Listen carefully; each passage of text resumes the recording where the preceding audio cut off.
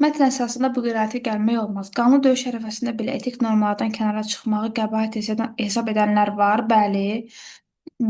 Elə etik normadan kənara çıxmağı qəbahət hesab edənlər həm Şah İsmayıl, həm də ona bu məsləhəti verənlər idi. Yəni onlar gecə hücum etməyi düzgün hesab etmirlər, etik hesab etmirlər. E, Daha sonra hörmətə layiq olmayanlara qarşı etik sərhədləri pozmaq olar. Bu mətnin məzmununa ziddir. Odur ki, düzgün cavabımız bu olacaq. Çünki onlar etik sərhədləri pozmurlar.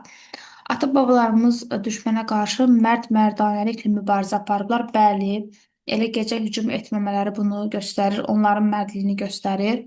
Mərdlik şahlara tacdan, taxtdan daha çox şöhrət gətirib. Bu da həmçinin eyni məzmunda mətnə aiddir.